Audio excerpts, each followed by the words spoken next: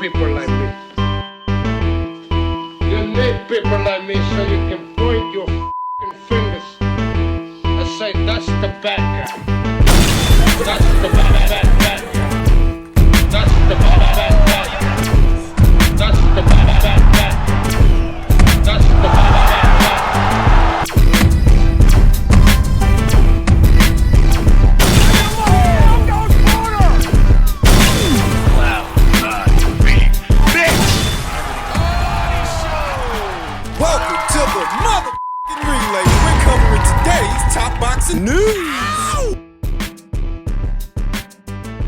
Okay, we'll start with this in men's bantamweight and super bantamweight news. Junto Nakatani has welcomed Naoya Inoue's challenge to first fight his brother Takuma Inoue in a WBA and WBC bantamweight world title unification fight, then move up and fight him for the undisputed at super bantam. He's accepted it. For what it's worth, it's the logical thing to do, to fight Takuma, if for nothing else because they're both champions at the same weight. Junto's a champion at bantam, so is Takuma. Though, on the heels of this news, I don't get the sense Junto's gonna shoot for undisputed at 118.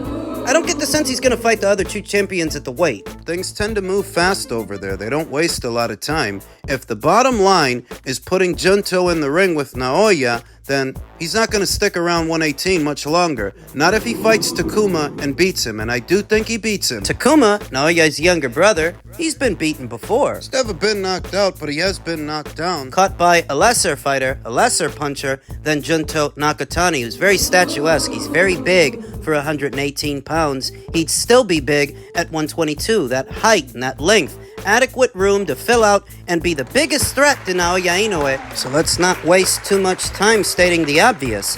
I think Junto would beat Takuma Inoue. The question is, does he beat Naoya? He's got some of the right ingredients. Inoue's seen hard punchers before. He saw a hard puncher in Nonito Donaire, another one in Luis Neri. He's dealt with power before, but power and size? Junto is a big guy for these weights. Accomplished in his own right, even if he's not making as many waves as Inoue, he is an accomplished fighter. A 3-division champion to Naoya Inoue, who is a 4-division champion and a 2-time undisputed champion. By now it's not a secret that Inoue, for as good as he is, he can get caught. He was caught with a left hook that fractured his orbital bone in the Nonito Donaire fight, the first one. More recently, he was caught by Luis Neri, lacking and sent to the canvas for the very first time in his career. For all of his great attributes, Inoue's not perfect. He can be caught, he can be clipped. Nobody is. Nobody's invincible. Nobody's perfect. The way I see it, Junto has this fight with Takuma at some point next year, maybe in the first quarter, perhaps fights Inoue in the summer, or at minimum in the fall. He beats Takuma, moves on to Naoya. Now, Junto will not have had a whole lot of time to acclimate to 122 pounds in a scenario like that where he goes from one fight straight into the other. That Naoya would be more acclimated to that weight than Junto, but Junto's actually very big. So moving up to 122 in spite of having no experience there might leave him feeling refreshed, invigorated, even stronger, even faster. Because he ain't boiling down to 118. 122 is going to feel like a breath of fresh air. I think in terms of technique, Inoue is better, but he's never really had to contend with somebody that has this much size and power, so it's still a precarious situation for him. I don't like to forecast the outcomes of fights this far ahead into the future when both guys are this good. But Junto's got nothing to lose. There's no shame in losing to somebody like Inoue. No, Inoue's the one that has everything to lose. The reputation that he's built, the audience that he's amassed, his pound-for-pound status, his undisputed crown. He's got everything to lose. Junto goes up there and gets beat. There's no shame in it. He's just another guy that Inoue beat. Another guy that Inoue shut down. That's it. But if Inoue loses, the fall from grace is that much harder because he's climbed so much higher. He's the one under a microscope. He's the one under the magnifying glass. If he falters, it's much harder to come back for him. A fight that's difficult to edge. In the not-so-distant future, it's hard to know exactly how it's going to look. They both have speed. They both have power. I think technically Inoue's better, but Junto's got a lot of size. Size matters. The good news is, if they're talking about it, they have every intention of doing it. As stated, they don't waste a lot of time in Japan. They don't fuss about in their boxing scene. They know this is the next whale of a fight for Naoya Inoue and for Junto Nakatani. There's every reason there to make it, and I think they will. Men's middleweight news, the ongoing feud between Frank Warren and Chris Eubank Jr. that has now been quelled. Frank saying, Eubank was sued by me for illegal breach of contract. I was successful in suing him, and he paid substantial damages. Regarding what he just said, I'm gonna keep it short and sweet. He'll get sued again. Chris took yesterday's press conference as an opportunity to lay into all the promoters that he's worked with so far, Frank Warren included, but Frank is the one who didn't take it lying down, under threat of legal action. Frank said he needs to back up now what he said. Otherwise, he's got a big problem. If he can back it up, then I've got a problem, but I know I haven't got a problem. He'll be hearing from me. Don't worry about that. He's been a fraud as a fighter all the way through. I would work with him again in a heartbeat because I know my guys would beat him because he's a phony. He's 35 years of age. If he's the next generation, then there's a chance for me at my age. The important part, Frank said that Chris would be hearing from him, and he must have, because the same day he made all those inflammatory comments is the same day he apologized. All in the span of 24 hours, Chris went from blasting Frank Warren for being a scumbag, a liar, and a thief to saying, following today's press conference for the historic Riyadh season event on October 12th, I would like to retract my inaccurate statements and offer my apologies to Frank Warren, Eddie Hearn, and Callie Sauerland. I now wish to focus purely on boxing and preparing for a huge fight in Riyadh next month. You better focus on boxing and keep Frank's name out of your mouth. And that's the difference between what goes on in the digital world and what goes on in the real one. In the real one, so long as you can attach a face and a name to what is being said, accountability comes into it. The kind you don't find online. So many ghost and burner accounts saying whatever nonsense, slander, libel. You know, I actually saw people cheering Chris on as he made all those inflammatory comments, but for what? Why? Because Frank wants you to fight Hamza Shiraz? Because they offered you $5 million to fight that fighter in a non-title fight, and you balked. Once again, you chose to stay on Easy Street. You're fighting Camille Zeremata instead, trained by Jonathan Banks. Camille is? No, Chris. Chris said he hired Jonathan Banks because he trained Triple G for this fight against Camille Zeremata, so that was another big reason why he wanted him in his camp, because he knows that fighter. He knows Camille Zeremata. So I take it he's not going to be working with Bomac moving forward. I wondered about that. For the Liam Smith fight, the Liam Smith rematch, he hired famed trainer Brian McIntyre, who trains Terrence Crawford. I wondered if that partnership would continue or if that was a one-and-done situation. We have our answer. Jonathan Banks is training him now. To that, Hamza Shiraz said, to think, this guy has been in boxing for however many years, and he picks a coach based on the fact that he quote-unquote knows that fighter, is an accurate representation of how deluded this meathead really is. Chris isn't deluded more than he's an opportunist, because by now he can't have any illusions about his abilities in boxing, how far he can go. Deluded is saying you're the best thing since sliced bread. Deluded would be Chris thinking that he's on the same level as some other boxers when Chris knows that he isn't. That's why he didn't take the money. He knows exactly what would happen, so I beg to differ. I don't think Chris is deluded more than he's entitled. Fully aware of his limitations, though still feeling entitled to certain dollar amounts for no reason other than his namesake. Because being a Eubank has gotten him a lot of money. The money that he's made, the attention, it's more due to his father than anything he did, anyone he beat. Another fighter with Chris Eubank Jr.'s same resume that's not named Chris Eubank Jr. wouldn't be getting paid what he's getting paid. Offered what he's getting offered. All due to his surname. No, he's not deluded more than he is entitled. But by now, there are no surprises here. He's a weasel. A phony baloney boxer, just like Frank Warren said. He's a fraud. He was just mad they exposed him for turning down all that money. That's why he said all that stuff yesterday. He wasn't standing up for anything or standing for anything. He was just mad they exposed him for turning down all that money.